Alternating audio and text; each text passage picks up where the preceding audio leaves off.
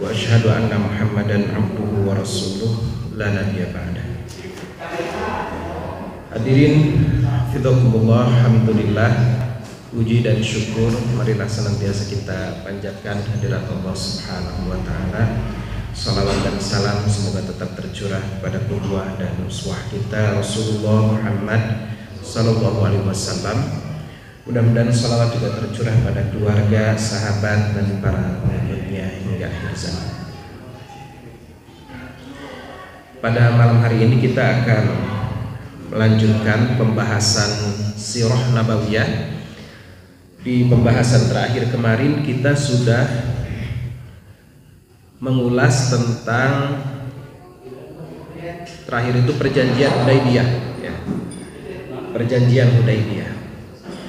Nah, sedikit mengulang atau mengingatkan bahwa dalam perjanjian Hudaybiyah itu salah satu poinnya adalah kaum muslimin berdamai atau melakukan gencatan senjata dengan orang-orang Quraisy selama 10 tahun. Jadi tidak akan saling menyerang, tidak akan saling mengganggu. Itu salah satunya. Nah, hikmah dengan melakukan gencatan senjata itu adalah kaum muslimin memiliki konsentrasi penuh untuk melakukan dakwah kepada kabilah-kabilah Arab, kepada orang-orang yang ingin mendengar, ya, ajaran Islam, dan juga kaum muslimin leluasa untuk membereskan orang-orang Yahudi yang selama ini menjadi duri di dalam daging.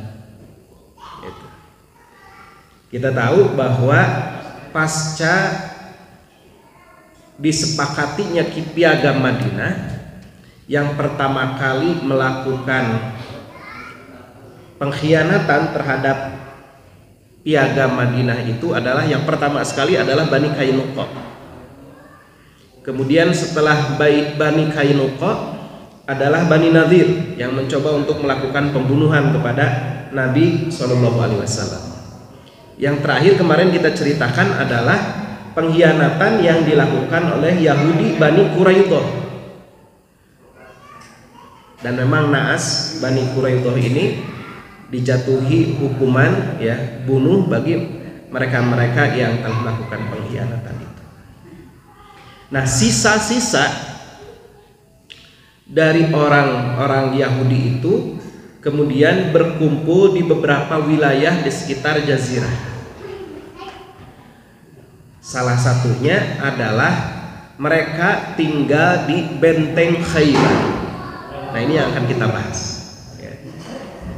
Di Benteng Khaybar, Rasulullah SAW bergerak ke Khaybar ini. Atau sebelum ke sana, Khaybar kita perlu dijelaskan dulu, ya. Khaybar ini adalah sebuah kota yang besar, ya, sebuah kota yang besar yang di dalamnya itu banyak sekali benteng-benteng. Bahkan sampai sekarang ini masih ada benteng, sisa-sisa bentengnya sampai saat ini masih ada. Ya, kalau ini sudah nanti bisa nyata, sudah diperlihatkan salah satu contoh gambaran bentengnya. Dan di sana itu banyak lahan pertanian, kurma yang sangat luas. Jauhnya dari kota Madinah adalah 120 km. Ya, 120 km sebelah utara Madinah ke arah wilayah Syam, atau kalau sekarang ini ke arah wilayah Syria, gitu kalau dari kota Madinah. Nah, gitu. Nah, Rasulullah SAW berangkat pada perang Khaybar itu dengan jarak tadi, ya, kurang lebih 120 km, sama dengan dari Bandung kemana Pak, ya? 120 km. Ya. Berjalan bersama 1.400 orang pada saat itu, terdiri dari pasukan infanteri juga kavaleri 1.400 itu. Nah kemudian setelah itu Rasulullah SAW bermalam di tapal batas Khaybar. Nah selanjutnya hadirin hafizakumullah, pada pagi harinya Rasulullah jadi berada di perbatasan Khaybar itu. Pada pagi harinya orang-orang Yahudi, penduduk, ya, para petani yang biasa pergi ke pertanian kurma atau perkebunan kurma, ya, mereka sama sekali tidak menyangka bahwa pasukan kaum muslimin itu akan datang, ya, menyerang ke wilayah Khaybar ini. Jadi mereka pagi-pagi seperti biasa, ya, bawa beliung, kapak, bawa cangkul gitu, melakukan aktivitas sebagaimana biasa. Dan ketika melihat pasukan kaum muslimin, maka segera mereka ketakutan, ya, dan kemudian segera berlari. Pada saat itulah Rasulullah SAW, ya, bertakbir, ya, Allahu Akbar, ya. Kata Rasulullah, kharabat Khaybar, ya, runtuhlah benteng Khaybar, kata Rasulullah. Kharabat Khaybar, ya, runtuhlah benteng Khaybar. Inna idza nazalna bisahati qaumin fasa'a sobahul mundiri, kata Rasulullah. Sesungguhnya apabila kami ini tiba di halaman atau di tempat suatu kaum, maka buruklah saat yang akan dialami oleh orang-orang yang telah mendapatkan peringatan tapi kemudian dia mengabaikan peringatan itu.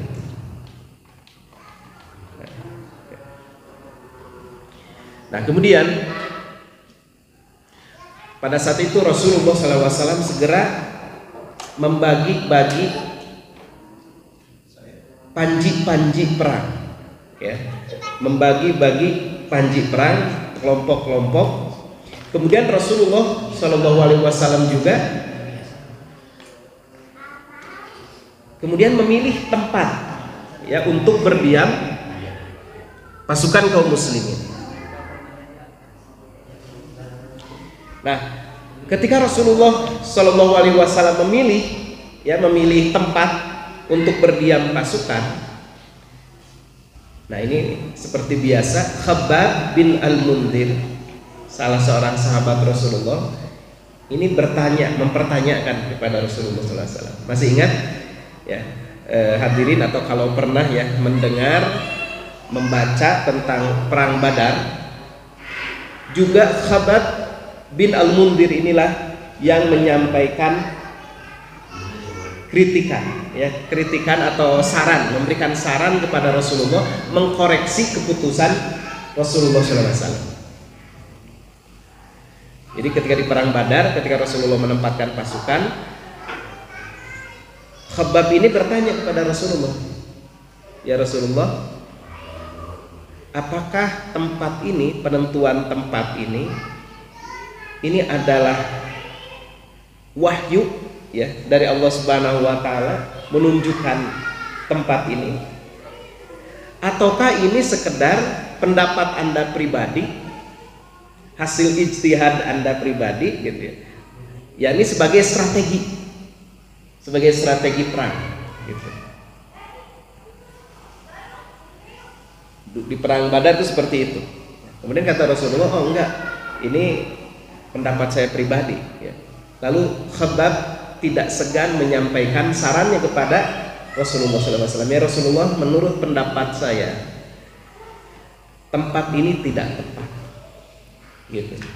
Pendapat ini tidak tepat. Lalu dia memberikan saran kepada Rasulullah untuk memindahkan pasukan kaum muslimin pada saat itu. Nah ini terjadi juga pada atau saat perang Khaybar, gitu. Jadi pada saat perang Khaybar, Khabbab bin Al-Mundhir juga, dia bertanya kepada Rasulullah, ya Rasulullah, apakah tempat ini ditetapkan oleh Allah berdasarkan wahyu, ya, ataukah ini adalah strategi peperangan? Kata Rasulullah, jawabannya sama dengan ketika perang Badar. Ini sekedar pendapat saya pribadi, bukan berdasarkan wahyu dari Allah menunjukkan tempatnya harus di sini, kata Rasulullah. Maka kemudian Khabbab bin Al-Mundhir, dia kemudian mengatakan kepada Rasulullah, SAW, ya Rasulullah, tempat ini tempat berdiamnya pasukan ini, kata Rasulullah, ini terlalu dekat dengan benteng Natan, benteng Natan atau bentengnya orang-orang Yahudi pada saat itu, jadi Yahudi Khaybar. Ini terlalu dekat dengan benteng Natan, ya Rasulullah. Mereka, ya, kata Khabbab, mereka orang-orang Yahudi bisa melihat keadaan kita, ya, bisa melihat keadaan kita, sedangkan kita tidak bisa mengetahui keadaan mereka yang ada di dalam benteng itu, kata Khabbab. Selain itu juga anak panah ini dari sana, anak panah dari arah benteng itu ini bisa sampai ke tempat ini, kata Khabbab. Dan juga kata Khabbab, tempat ini diliputi oleh pepohonan kurma, tempatnya rendah dan ini kurang sehat. Ini kurang sehat bagi pasukan, gitu, kata Khabbab. Nah, maka kemudian kata Rasulullah, nah ini lihat ya, bagaimana Rasulullah SAW mengatakan pendapat kamu sungguh benar, kata Rasulullah. Apa pelajarannya? Pelajarannya adalah bahwa dalam hal ketidakberadaan nas atau dalil, ya, atau dalam hal yang tidak ada ketetapan Al-Quran dan Sunnah Rasulullah SAW, maka kita sebagai seorang Muslim bisa berijtihad, gitu, ya, kita bisa berijtihad ketika tidak ada dalil, seperti yang pernah saya sampaikan bulan yang lalu, ya, ketika tidak ada dalil yang tegas, tidak ada nas yang tegas tentang sesuatu, apalagi ini tidak berkaitan dengan syariat, ya, tidak berkaitan dengan hukum, maka kita ini diserahkan, diberikan keleluasaan untuk memikirkan mana yang terbaik, gitu, mana yang terbaik. Jadi kita boleh, tanda kutip, bahkan mengkritisi, ya, mengkritisi Nabi SAW sekalipun, tanda kutip, ya, mengkritisi, tapi dengan adab, ya. Kan Khabbab ini sampai bertanya dulu kepada Rasulullah, kan, ya Rasulullah, ini ketetapan wahyu ataukah ini pendapat Anda pribadi? Artinya kalau ini ketetapan wahyu, sami'na wa ata'na, ya, sikap kita ketika ini jelas ada di dalam Al-Quran, di dalam hadis, perintahnya seperti ini, ya tinggal laksanakan. Tetapi kalau ternyata ini adalah hanya sekedar pendapat, hanya sekedar strategi, bukan mengikuti wahyu, ya, bukan mengikuti ketetapan wahyu, maka pada saat itu siapapun, bahkan Rasulullah SAW sendiri bisa, dalam tanda kutip, dikritisi, ya. Jadi bisa dikritisi, bisa dikritik dalam perkara dunia, gitu, yang tidak ada ketetapan. Ya kalau Rasulullah Shallallahu Alaihi Wasallam saja bisa dikritisi dalam hal yang bukan berkaitan dengan Al-Quran, Sunnah atau hukum-hukum ketetapan Allah, apalagi kita, gitu. Sangat bisa dikritik. Oleh karena itu seorang pemimpin jangan anti kritik. Seorang pengikut juga jangan sampai dia ini tunduk saja terus kepada pemimpinnya, kepada gurunya, kepada syekhnya misalnya gitu ya. Dalam hal, ya ini catatannya, dalam hal yang memang tidak ada ketetapan nas di sana. Ini pelajaran penting. Jangan sampai, mohon maaf ya, tanpa mengurangi rasa hormat, misalnya kita memang harus menghormati guru kita. Kita harus memuliakan guru kita. Itu tidak usah dipertanyakan lagi. Itu sesuatu yang sangat layak gitu dilakukan oleh seseorang kepada gurunya, kepada syekhnya gitu. Tetapi Islam tidak menghendaki kemudian kita ini mengikuti secara membabi buta gitu, seolah-olah apa yang dikatakan oleh guru itu sudah pasti benarnya. Jadi sekali lagi mohon maaf ya, bukan berarti ya kita jangan, misalnya kalau ada guru atau seorang ulama itu menyampaikan pendapat, bukan berarti kita juga sembarangan, itu kan pendapat Anda bisa saja salah. Tidak juga begitu, tapi tetap harus dengan adab. Ya, harus dengan adab. Ketika ada seorang ulama, mereka misalnya beliau itu berpendapat A, B, lalu kita misalnya agak kurang paham, kita bisa bertanya dengan adab, ya, bertanya dengan adab gitu ya. Apakah ini misalnya bertanya, wahai Ustadz, Bapak Ustadz, atau wahai Syekh, wahai guru, apakah ini memang ada di dalam Al-Quran atau di dalam hadis tentang masalah ini dijelaskan? Ataukah ini secara, misalnya nanti dijelaskan ya. Ketika misalnya itu hanya sekedar pendapat, ya, pendapat kesimpulan, kita bisa mencari pendapat yang paling rojih, ya, paling rojih, paling kuat menurut kita. Tidak harus mengikuti pendapat apa yang disampaikan misalnya oleh guru kita gitu ya.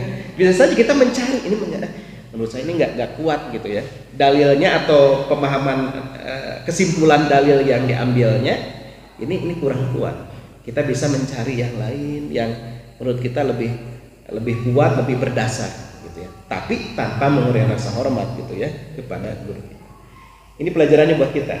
Jadi sekali lagi ya, Rasulullah Shallallahu Alaihi Wasallam saja ketika bukan hal yang berkaitan dengan Al-Quran, Sunnah, hukum-hukum, ketetapan dari Allah gitu ya, atau wahyu, maka beliau bisa dikritisi, bisa dipertanyakan gitu. Apalagi kita ya, yang bukan nabi, yang bukan rasul saja terbuka kok dalam hal yang tidak ada nas gitu ya, yang tidak ada nas gitu. Nah ini pelajaran yang sangat penting ya, pelajaran yang sangat penting. Nah Rasulullah SAW sebelum peperangan selalu Rasulullah itu berdoa. Sebelum perang Badar, ya, sebelum perang Uhud, dalam perang Khandaq, dalam setiap peperangan, termasuk di dalam perang Khaybar ini. Nah ini juga pelajaran buat kita ya, bahwa setelah persiapan optimal dalam perang Badar ya, Rasulullah ketika memang ini harus berhadapan ya, yang dilakukan adalah memilih tempat yang tepat, kemudian pasukannya itu diatur sedemikian rupa, ditempatkan yang ini di sini, yang ini di sini, pasukan pemanah di sini dan lain sebagainya. Barulah setelah itu dipersiapkan dengan sebaik-baiknya, ya jangan lupa bahwa penentu segala sesuatu adalah Allah Subhanahu wa taala. Maka meminta kepada Allah Subhanahu wa taala. Juga di dalam perang Khaybar ini, setelah dipersiapkan sedemikian rupa gitu ya, persiapan-persiapannya, tetap kemudian Rasulullah itu berdoa memohon kepada Allah Subhanahu wa taala.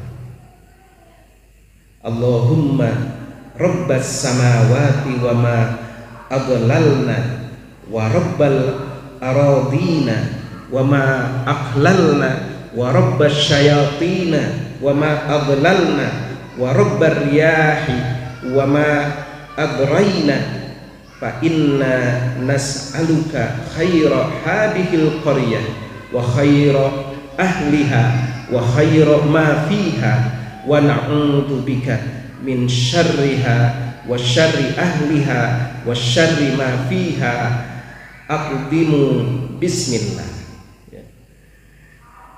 Nah ini ya Allah ya Rabb yang mencipta, menguasai, mengatur langit dan semua yang dinaunginya, Rabb bumi dan semua yang ditopangnya, Rabb para setan dan semua yang disesatkannya, dan Rabb angin serta semua yang diterbangkannya. Sesungguhnya kami mohon kepada Engkau kebaikan negeri ini dan kebaikan penduduknya serta kebaikan yang ada padanya. Kami berlindung denganmu dari kejahatannya dan kejahatan penduduknya serta kejahatan yang ada padanya. Aqdimu bismillah. Majulah dengan nama Allah. Nah ini doa yang dilantunkan oleh Rasulullah. Pelajarannya tadi ya. Setelah upaya persiapan dilakukan dengan sungguh-sungguh ya, barulah kemudian jangan lupa berdoa kepada Allah Subhanahu wa taala. Nah, saat itu ketika di malam hari sebelum penyerangan, Rasulullah SAW bersabda, besok kata Rasulullah, aku akan menyerahkan bendera perang kepada orang yang mencintai Allah dan Rasulnya dan juga dicintai oleh Allah dan Rasulnya. Wah, langsung para sahabat geger semuanya, berharap mereka semuanya ingin ya menjadi penerima panji, karena disebut oleh Rasulullah orang yang akan diberi panji itu adalah orang yang mencintai Allah dan Rasulnya, juga dicintai oleh Allah dan Rasulnya. Ternyata besok paginya itu yang diberikan panji itu adalah Ali bin Abi Thalib. Nah ini menunjukkan keutamaan ya Ali bin Abi Thalib. Setiap para sahabat itu memiliki keutamaan-keutamaan. Nah di antara keutamaan Ali bin Abi Thalib ini ditunjukkan di dalam perang Khaybar. Kemudian waktu itu ketika menerima panji itu, Ali bin Abi Thalib bertanya kepada Rasulullah, wahai Rasulullah, aku akan memerangi mereka, orang-orang Yahudi itu, sampai mereka sama seperti kita, maksudnya beriman kepada Allah, bertauhid, beriman kepada Rasulullah. Kemudian kata Rasulullah, jangan terburu-buru ya, tunggulah sampai kamu tiba di tempat mereka, kemudian seru mereka, dakwahi mereka ya dengan Islam, dan kemudian beritahukan kepada mereka apa yang menjadi kewajiban-kewajiban mereka kalau mereka masuk Islam. Kemudian ini salah satu hadis yang sangat terkenal ya, beliau mengatakan la ayyahdiyallahu bika rajulan wahidan khairul lahum min humrin na'am, kata Rasulullah. La ayyahdiyallahu bika rajulan wahidan ya, Allah benar-benar ya, kalau Allah memberikan hidayah kepada kamu, hidayah kepada seorang manusia ya melalui perantaraan kamu, itu apa? Khairul lakum min humrin na'am, maka itu nilainya lebih baik daripada unta merah. Nah, unta merah ini sebagai istilah ya, istilah gitu untuk menyebut harta yang sangat didambakan, harta yang sangat bernilai.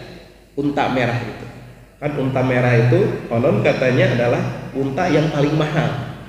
Jadi kalau zaman sekarang kita punya mobil yang paling mahal apa ya gitu, kira-kira misalnya Ferrari misalnya gitu ya. Nah untuk saat itu penyebutan kendaraan yang paling mahal itu adalah humrin na'am, jadi unta merah, unta yang sangat mahal harganya gitu. Jadi Rasulullah menegaskan kepada Ali bin Abi Thalib, Allah memberikan hidayah kepada seorang manusia melalui perantaraan kamu, satu orang saja ya, maka itu nilainya lebih baik dari unta merah. Maksudnya akan mendapatkan pahala yang sangat besar dari Allah Subhanahu wa taala. Nah, ini yang yang menjadi pelajaran juga bagi kita bagaimana umat Islam itu langkah awal ketika ya akan mendatangi sebuah wilayah itu adalah mendakwahi dulu pada mereka, mengajak mereka untuk masuk Islam. Ya. Kalau mereka menyambut seruan itu, maka harus dijelaskan kepada mereka tentang kewajiban-kewajiban dari ajaran Islam ini. Gitu. Ada juga mereka yang tidak mau masuk Islam, misalnya ya. Kalau tidak mau mereka masuk Islam, tapi mereka tidak mau menghalang-halangi umat Islam, silakan masuk ke wilayahnya untuk mendakwahkan Islam, gitu ya. Maka mereka harus bersedia membayar jizyah. Ya, jizyah ini sebagai perlindungan kepada mereka bahwa mereka itu tidak akan diganggu oleh umat Islam, akan dijaga oleh umat Islam, diberikan kebebasan untuk menjalankan agamanya, beribadah sesuai agamanya, silakan, gitu ya. Tetapi mereka kemudian harus membayar jizyah kepada kaum muslimin sebagai jaminan perlindungan, gitu. Nah, kecuali kalau mereka tidak mau jizyah, membayar jizyah, ya mereka berarti berperang dengan kaum muslimin karena menghalang-halangi dakwah Islam, gitu. Ini pada masa itu seperti itu, ya.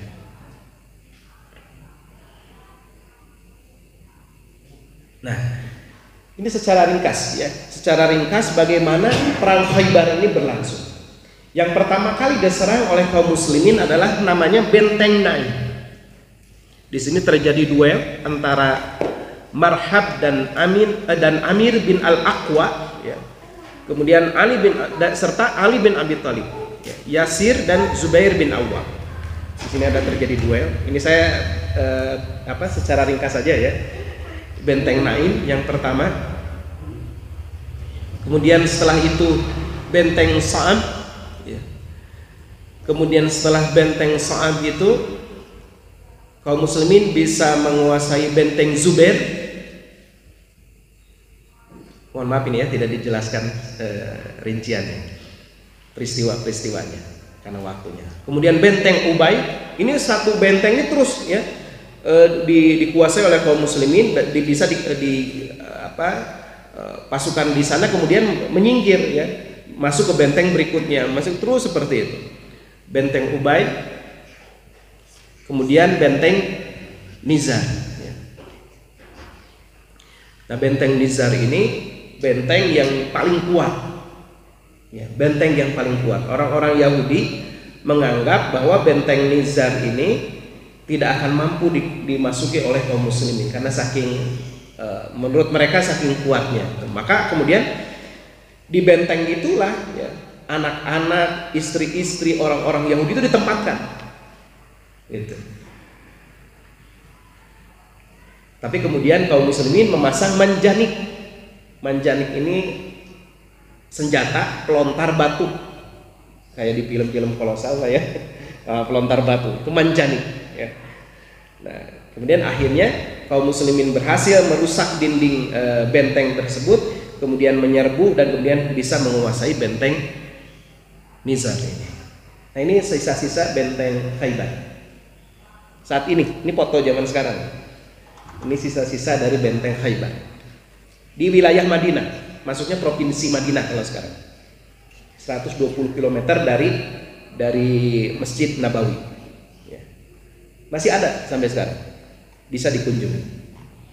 Tapi kalau jamaah haji, jamaah umroh agak sulit juga ya datang ke sini. Harus memang kita wisata benar-benar. Nah, dengan ditaklukkannya benteng ini, ya, maka selesailah penaklukan wilayah Khaybar. Ya. Wilayah pertama dari Khaybar, yaitu wilayah namanya Natah dan Asyikku. Ya, ini wilayah kekuasaan orang-orang Yahudi. Ini benteng terakhir nih, benteng-benteng terakhir Khaybar itu.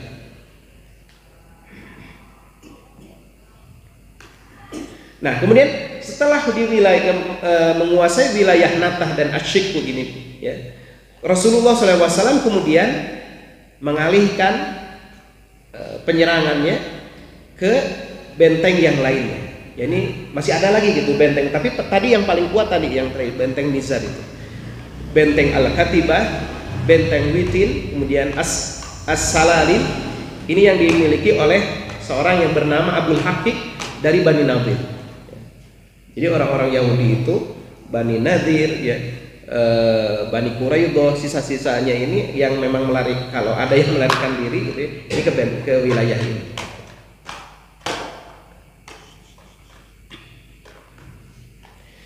Nah, setelah Rasulullah SAW tiba di wilayah Al-Katibah,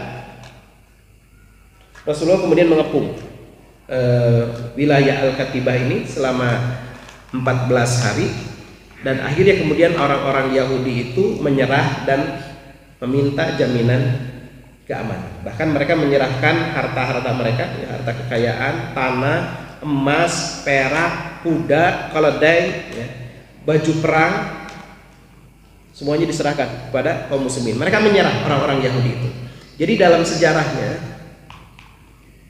peperangan orang-orang Yahudi dengan umat Islam ini diawali karena pengkhianatan orang-orang Yahudi. Saya pernah menyampaikan beberapa kali bahwa Yahudi ini sesungguhnya penduduk awal Jazirah Arab, gitu, penduduk awal, gitu ya. Sebelum orang-orang Arab itu, maksud saya penduduk Madinah, ya. Sebelum orang-orang Arab masuk ke wilayah Yasrib, ya, sebutan pada masa lalu, dan Rasulullah tidak suka dengan istilah Yasrib ini, karena Yasrib ini konon katanya nama dari seorang musyrikin, ya, tokoh yang pernah ada di wilayah itu. Nah, sebelum orang-orang Arab datang, nenek moyang Aus dan Khazraj datang, ya, dari Yaman ke wilayah Madinah, ini ditempati oleh orang-orang Yahudi. Jadi ada beberapa gelombang orang-orang Yahudi datang ke wilayah Madinah itu. Bahkan sejak zaman Nabi Musa alaihissalam sudah ada orang Yahudi itu yang tinggal di wilayah Madinah, gitu. Tentu saja namanya bukan Madinah pada saat itu. Kemudian nanti ada gelombang yang kedua adalah ketika terjadi penghancuran Masjidil Aqsa, ya, Masjidil Aqsa pada masa Nebukadnezar melakukan penyerangan Masjid Al-Aqsa, ya, atau Baitul Maqdis atau Bethlehem, ya, diserang oleh Nebukadnezar. Nah, ada yang lari itu diantaranya sekelompok orang dari mereka itu mendatangi sebuah kampung atau sebuah kota yang kemudian nanti dikenal dengan nama Yasrib, dan kemudian namanya diganti menjadi Madinah Al-Munawwarah. Gitu. Nah, mereka ini terusir dari wilayah Madinah, ya, karena diawali tadi pengkhianatan, ya. Dan benteng terakhir dari orang-orang Yahudi ini adalah Khaybar. Jadi sejak dikuasainya Khaybar, nanti kemudian berikutnya, ya, Rasulullah melarang orang-orang non-Muslim untuk memasuki Makkah dan Madinah. Tapi memang ini ada perbedaan pendapat, Pak, ya, tentang keputusan Rasulullah. Untuk Makkah, para ulama ini sepakat bahwa orang-orang non-Muslim tidak boleh masuk ke wilayah Masjidil Haram. Ini sepakat para ulama. Tapi untuk wilayah Madinah ini ada perbedaan pendapat. Pendapat yang pertama, ada yang mengatakan bahwa orang-orang non-Muslim sama sekali tidak boleh masuk ke wilayah Madinah, karena memang ada pernah Rasulullah menyatakan bahwa tidak berkumpul, ya, dua agama di wilayah Jazirah. Bahasanya juga Jazirah. Nanti para ulama berbeda pendapat lagi yang dimaksud oleh Rasulullah Jazirah ini apa. Tapi yang jelas Madinah itu kan ada di wilayah Jazirah, ya, di Jazirah Arab, gitu maksudnya. Kemudian ada lagi yang menyebutkan hadis, ya, riwayat Tirmidzi kalau tidak salah, yang menyebutkan bahwa aku telah mengeluarkan Yahudi dan Nasrani, maksudnya dari Jazirah, ya, dari Jazirah ini, dan menjadikannya dia ditinggali hanya untuk orang Muslim. Kemudian ada lagi hadis yang lain yang menyebutkan bahwa keluarkanlah orang-orang musyrikin dari jazirah, ya, nyebutnya jazirah istilahnya. Keluarkanlah orang-orang musyrikin dari jazirah, kemudian kecuali utusan-utusan mereka. Jadi izinkan mereka selama aku mengizinkannya. Nah, dengan dalil-dalil ini kemudian para ulama yang berpendapat bahwa tidak boleh termasuk ke wilayah Madinah, gitu, orang non muslim itu. Nah, tapi kita menemukan juga di dalam sejarah bahwa Umar bin Khattab itu membolehkan orang Nasrani datang ke Madinah kemudian berdagang di Madinah, tapi memang ya dibatasi waktunya. Jadi dibatasi waktunya hanya 3 hari. Ada yang menyebutkan 4 hari. Setelah 4 hari mereka harus keluar dari wilayah Madinah, gitu. Nah, ini berkaitan, ya dipahami oleh sebagian ulama, ini berkaitan dengan kebijakan pemimpin. Ra'yul qiyadah, gitu ya. Jadi kemaslahatan yang dinilai berdasarkan pertimbangan dari pemimpin, bukan kaitannya dengan masalah syariat. Ya, ada yang memahami seperti itu. Tidak berkaitan dengan masalah syariat atau bukan ketentuan baku. Karena ternyata Umar bin Khattab tadi ya, kan tadi sudah ada hadisnya seperti itu. Tapi Umar bin Khattab mungkin ya memahami hadis-hadis yang tadi itu adalah untuk waktu tertentu atau untuk jangka waktu tertentu. Kalau juga Rasulullah mengizinkan utusan-utusan datang masuk ke wilayah jazirah, gitu. Ini artinya memang ada kebijakan atau ada pertimbangan-pertimbangan tertentu. Nah, makanya tadi ya kan kalau pada masa Umar bin Khattab menjadi seorang khalifah, orang-orang non muslim itu dia ini boleh masuk ke wilayah Madinah untuk berdagang, tapi tadi hanya 3 atau 4 hari saja. Kemudian mereka juga dikenakan 1/10, jadi semacam pajaknya lah, gitu ya, semacam pajak 1/10 dari hasil mereka, keuntungan mereka. Jadi 10% gitu ya, 10% itu harus dikeluarkan untuk sebagai pajak, gitu. Nah, pada masa Rasulullah bahkan nggak ada pada masa Rasulullah. Tapi karena pada masa itu ya, di negara-negara mana bahkan kaum muslimin kalau datang ke Syam itu dikenai pajak seperti itu, maka Umar bin Khattab pun membuat kebijakan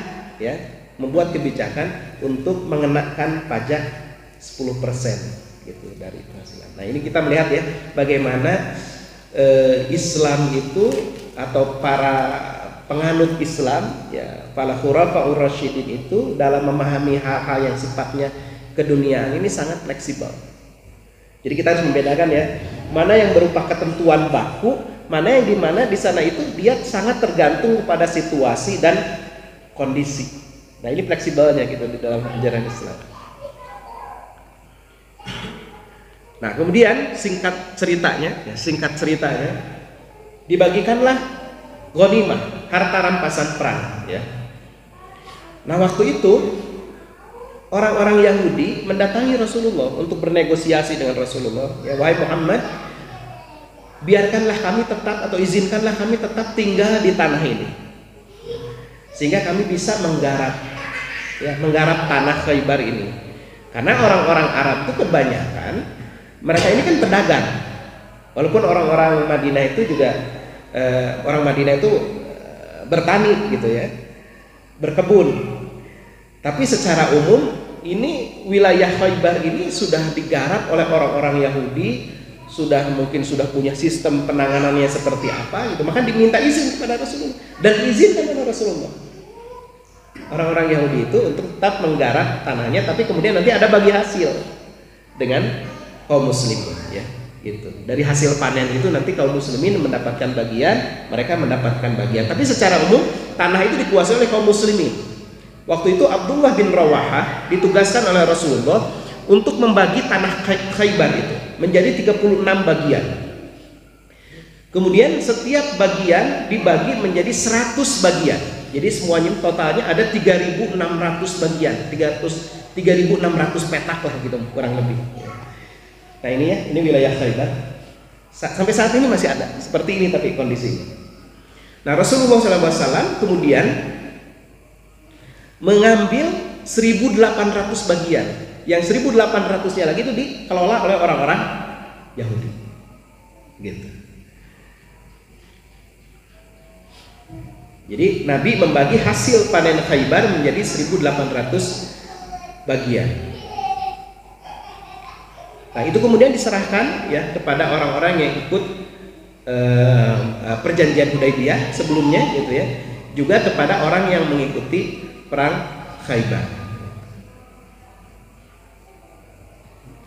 Kita percepat ya. Nah jadi hadirin hafizakumullah, kaum muslimin ini mulai merasakan kemakmuran, kesejahteraan itu adalah sejak bisa menguasai Khaybar. Nah ini ada ungkapan dari Abdullah bin Umar, beliau mengatakan kami tidak merasa kenyang, maksudnya selalu kekurangan ya, sebelum kami menaklukkan Khaybar. Kemudian Aisyah radhiyallahu anha ummul mukminin, beliau berkata ketika Khaybar telah ditaklukkan kami berkata sekarang kami kenyang dengan kurma. Itu. Jadi kalau ada kisah Rasulullah bagaimana hidup kekurangan makanan gitu sampai mengganjal perutnya, itu ya pada masa-masa sebelum Khaybar itu. Setelah masa Khaybar ini Rasulullah kaum muslimin bahkan secara umum mereka berkecukupan untuk makanan ya. Untuk makanan ini berkecukupan gitu. Bahkan menguasai tanah Khaybar itu. Dan Rasulullah nanti ya juga akan menguasai tanah Fadak ya, tanah Fadak. Jadi setelah menguasai wilayah Khaybar, kemudian takluk juga Yahudi di wilayah Fadak namanya. Jadi waktu itu Rasulullah mengutus Mahisah bin Mas'ud ya kepada orang-orang Yahudi di Fadak, menyeru mereka untuk masuk Islam. Lalu mereka kemudian menyerah ya, menawarkan perjanjian damai kepada kaum muslimin. Tapi tadi syaratnya mereka juga mendapatkan setengah hasil panen wilayah Fadak. Sebagaimana Rasulullah membuat perjanjian dengan orang-orang Khaybar.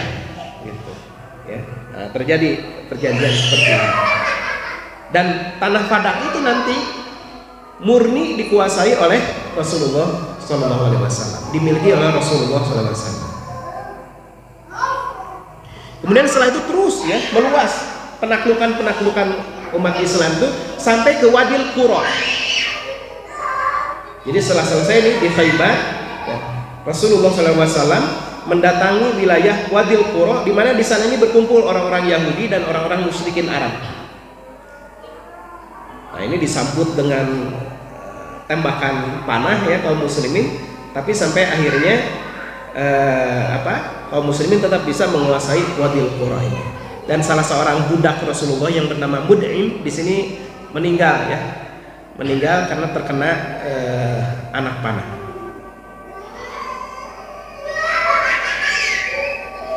Nah ini diserukan Islam kepada mereka, lalu mereka menolak ya, tapi kemudian akhirnya sampai terjadi perang tanding ya antara Zubair bin Awam kemudian Ali bin Abi Thalib dengan orang-orang di Wadil Qura ini, sampai akhirnya mereka bisa dikalahkan oleh umat Islam. Jadi dihentikan, setelah itu diserukan lagi kepada mereka, diajak lagi mereka kepada Islam gitu ya. Ada yang menolak, ada yang akhirnya kemudian mereka beriman ya, masuk ke dalam Islam. Kemudian terus meluas ya penaklukan umat Islam waktu itu sampai ke orang-orang Yahudi yang berada di Taimah. Nah ini mah udah langsung ya, Yahudi Taimah ini mengirimkan utusan menawarkan perdamaian kepada Rasulullah SAW. Kemudian Rasulullah menulis ya perjanjian damai. Di antara kutipan suratnya itu adalah ini adalah perjanjian dari Muhammad Rasulullah untuk Bani Adi ya. Bani Adi ini maksudnya Yahudi Taimah. Sesungguhnya mereka mendapat jaminan perlindungan dan wajib membayar jizyah. Tidak ada permusuhan dan tidak ada pengawasan terhadap mereka. Tidak ada kecurigaan terhadap mereka. Gitu. Nah, ketika sudah ada perjanjian damai seperti ini, kewajibannya tadi membayar jizyah, membayar pajak. Kalau umat Islam membayar zakat, orang-orang non Muslim membayar jizyah per satu kepala keluarga. Satu kakak gitu. Satu kakak itu membayar jizyah. Nah, besaran jizyah ini tergantung kepada kebijakan dari pemimpin kaum muslim. Rasulullah menetapkan 1 dinar. Tapi pada masa Umar bin Khattab pernah ditetapkan untuk orang-orang non muslim ini 4 dinar. Gitu. Jadi memang berbeda-beda gitu, tergantung kebijakan-kebijakan melihat, bahkan kepada orang kaya 4 dinar, kepada orang yang miskin 1 dinar. Bisa berbeda seperti itu gitu ya. 1 dinar itu kan kurang lebih ya seharga 1 ekor kambing lah. Kurang lebih 3 juta ya, kurang lebih gitu. Itu 1 dinar itu per tahun gitu, seperti itu. Tapi mereka diberikan kebebasan untuk beribadah sesuai agamanya masing-masing, tidak akan diganggu oleh kaum muslimin, bahkan dilindungi oleh kaum muslimin. Ini waktunya sudah habis, tapi ini ada sedikit kisah yang berkaitan dengan Khaybar ini. Ya, ini ada seorang yang bernama Al-Aswad. Dia ini seorang pengembala kambing. Ketika bertemu dengan pasukan kaum muslimin yang akan menyerang ke Khaybar, dia kemudian diajak ya bertemu dengan Rasulullah, dan kemudian dia meminta kepada Rasulullah untuk menerangkan Islam. Kemudian diterangkanlah Islam oleh Rasulullah, kemudian dia masuk Islam.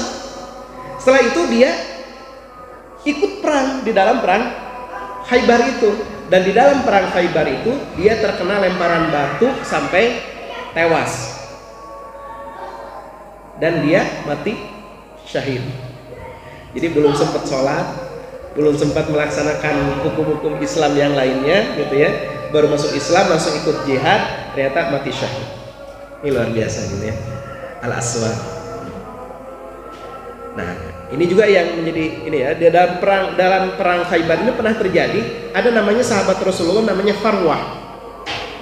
Karena saking panasnya waktu itu, Farwah kemudian dia memungut sehelai kain dari gonimah yang belum dibagikan, belum ada yang bisa memakainya seharusnya gitu ya, dia masih belum dibagikan, jadi tidak ada pemiliknya.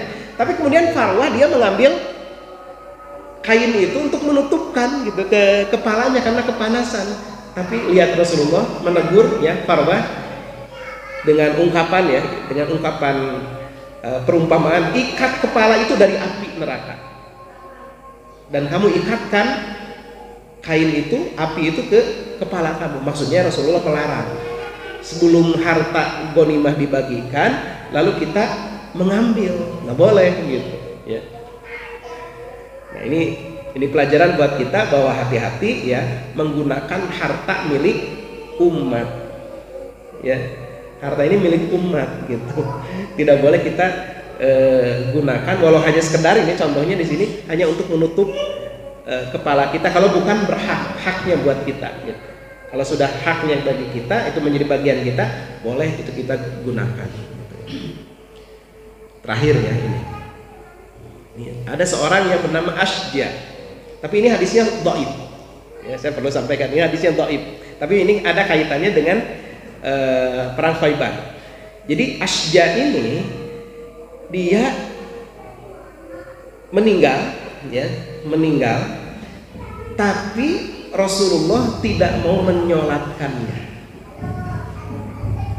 Alasannya apa? Kata Rasulullah, sesungguhnya temanmu ini telah berbuat curang di jalan Allah. Orang yang mati di dalam peperangan, tapi Rasulullah tidak mau menyolatkannya.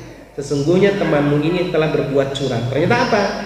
Dia di antara barang-barang miliknya, ternyata dia menyembunyikan sebutir batu marjan.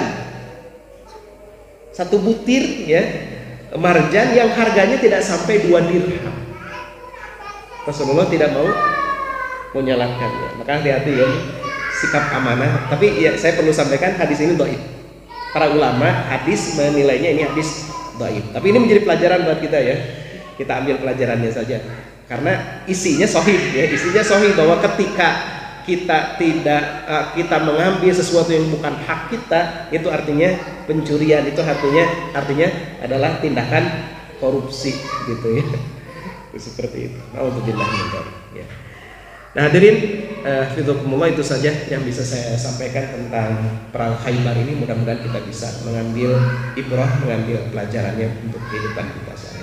Aku qouli hadza wa astaghfirullah li wa lakum. Assalamualaikum warahmatullahi wabarakatuh.